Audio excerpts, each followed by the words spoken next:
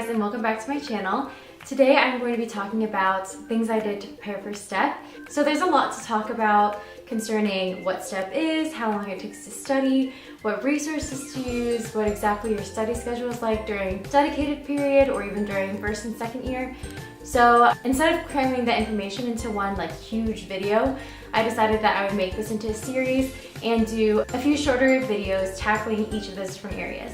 So this is the first video of the series, and in this video I'll be talking about what exactly STEP is, when people generally take STEP, how you should determine how to schedule your exam. Okay, so to start off, what exactly is STEP? So it's actually the Usmle Step 1, and that stands for the United States Medical Licensing Examination, and it's the first part that you'll take.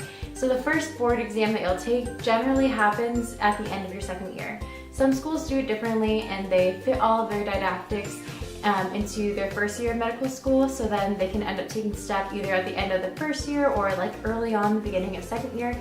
So it really again depends on your medical school, so look for that when you're applying. And basically what the test is doing is it's testing your ability to apply basic science knowledge to the practice of medicine.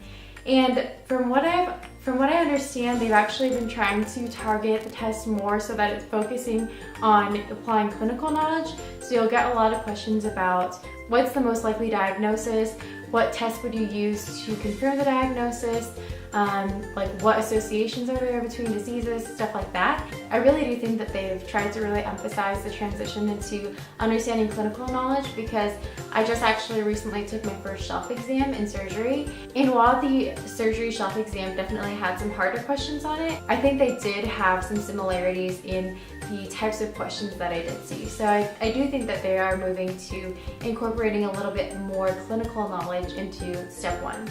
Also, from what I've heard, they're trying to move away from rote memorization and try to get students to really understand and master this information, which obviously makes sense, that's what's most important. And I think the way that they're doing this is they're using less trigger words. So I know there are definitely certain words that cause you to think of certain diseases. For just one example, if you hear someone talking about an olive-shaped mass in the stomach, then the first thing that a lot of medical students are going to think is pyloric stenosis. So I think that while they are trying to move away from those specific trigger words like olive-shaped mass, they're still going to use the idea of it. So they might describe the size of the mass and the exact location, which should trigger the thought of olive-shaped mass, but they won't use those exact words. So I think they're trying to move away from the trigger words, but they still want you to understand really common presentations. So if you go to the Usmle website, you can actually see the test specifications, so you can see what percentage is given to each different category. So about 20% for general principles, 60 to 70% for pretty much all of the different systems, and 20% for multi-system processes. And then at the bottom, it kind of breaks it down into normal versus abnormal versus therapeutics and other. And then they also have a different breakdown that shows you how much weight is given to medical knowledge versus diagnosing versus management and random communication and professionalism issues, as well as practice-based learning and improvement. And then there is another source you can look at to give you more information about content outline.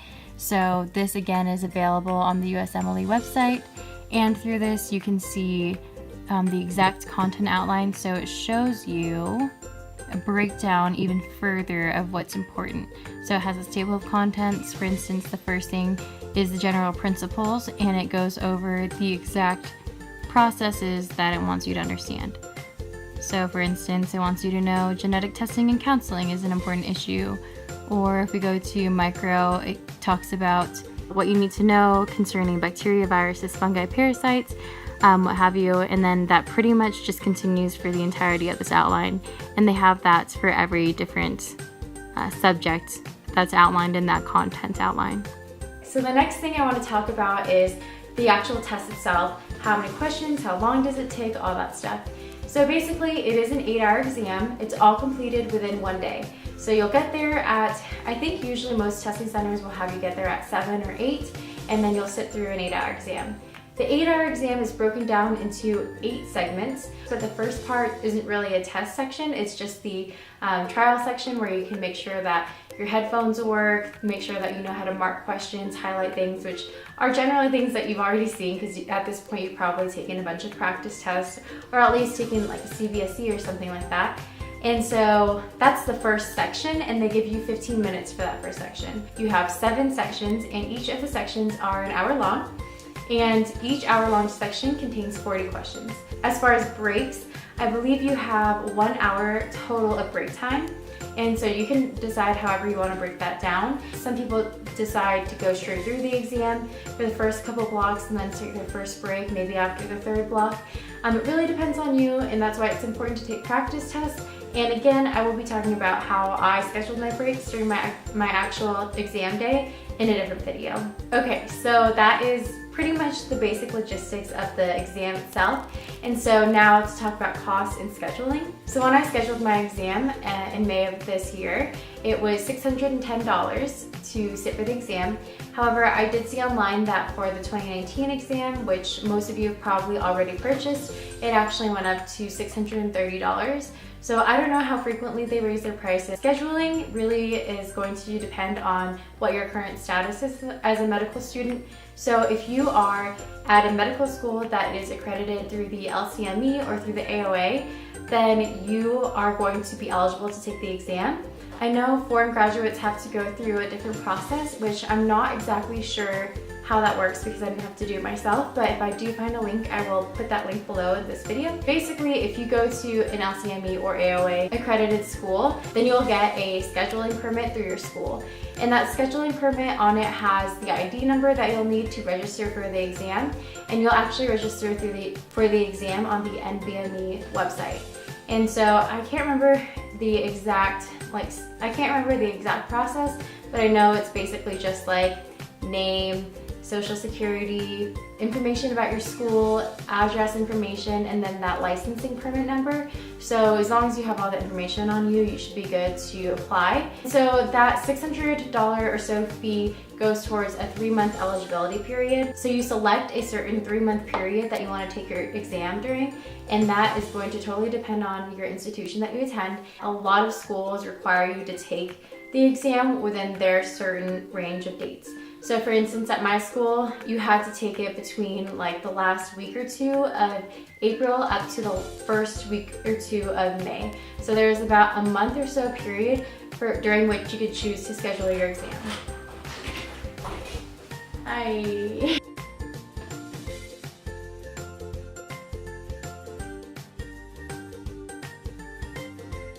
So like I said, basically you'll have a certain amount of time that you have to take the test within. And so for my school, it was just a month period, and I'm sure for other schools it's a longer period.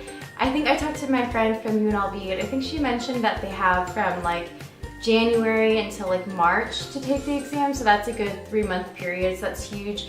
But then I know a lot of people are interested in doing research, so they'll take it earlier and they'll do research after, or if they feel like they have a lot going on in life, then they'll take the exam later. So they have like a more variable time frame to take the exam within. That being said though, more time doesn't always mean it's gonna be better. So just because you have a 3-month period which you can take your test doesn't mean you should be studying hardcore for 3 months. Like I honestly think that just can't work. Because during dedicated period, you're really like spending all of your time studying. I mean, everyone's different, but for me personally, and for a lot of my friends, like we would be studying anywhere from like 12 to 15 hours every single day during dedicated. So I just can't really imagine like studying that much for more than a few weeks because I think you just probably go crazy. So yeah, I decided that 6 weeks was enough for me to take for my dedicated period. So I took exactly 6 weeks.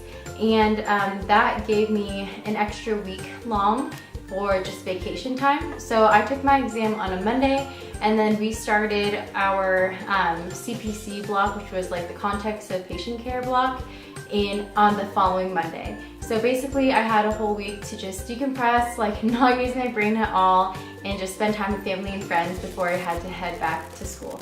And so that kind of brings me to another point. For most schools, I think this is true, but it might not be true for every single school, but you can take your dedicated period wherever you want.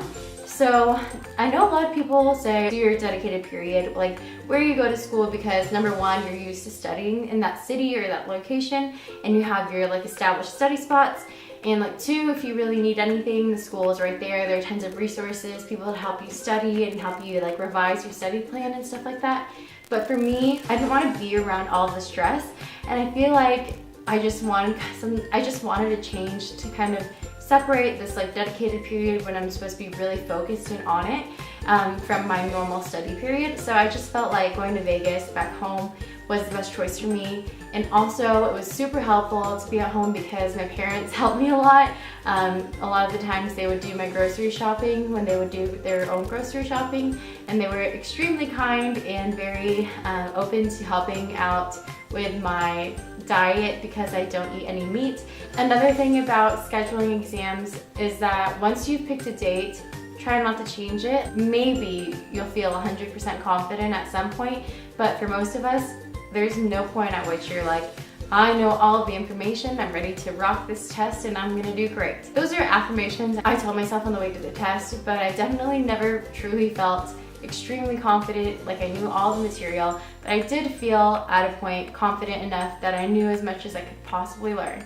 So my recommendation is that if you're starting to feel like anxious or worried about your test day, unless you have true evidence that you're not performing where you want to and your test is really soon, then I really recommend not pushing your test back, because a lot of this anxiety is just making you feel that way and you're truly more prepared than you think you are. I know that pushing your test day back can also have effects with your medical school. For instance, if you originally planned to take the test on the last possible date, then that can cause some issues about graduating on time or starting fourth year on time, and it might make it more difficult to apply to residency just because you'll still have an extra rotation to do during your fourth year. I honestly don't really know exactly how it works. Create less issues for you later and less stress for you later. I know things can come up and there's always valid reasons for why you can't take a test at a certain time that you planned, and so, I mean, if you really do have a valid reason and your school's understanding about it and you talk to them about it, then you need to do what's best for yourself, because this is a test that can impact your career. But at the same time, if you're just getting a little bit nervous and you've done pretty well on your practice exams, then I really feel like these emotions are just something that are natural and they're gonna come no matter if you take the test when you originally planned or if you push it back a couple weeks. It really won't make a huge difference at that point. So just to recap, step one is the first of many board exams for medical licensing, and it usually happens at the end of second year. For us, it happened in April and May, and for other schools it'll be different depending on whatever your school decides to do and how long they take didactics. Secondly, the number of questions and time that it takes. So it is 7 blocks of 40 questions and you get an hour for each block, and then break time I think is about an hour, but again I'll go over that in more detail in another video. Cost and scheduling. Cost is going to be about $630, and scheduling is highly dependent on whatever medical school you go to, but as long as you go to an LCME or AOA accredited medical school, then you'll get your scheduling permit and you should be able to schedule it no problem. Remember that more time isn't better, and that sometimes it's better to gauge when you think you're going to peak and to take your test before you start to plateau and decline. In the next video, I'll be talking about what things you can do during your first 2 years to prepare for STEP. So if you like this video and you thought it was helpful for STEP prep, go ahead and give it a like and subscribe to my channel, because I will be uploading a new video in this series of how to prepare for STEP 1.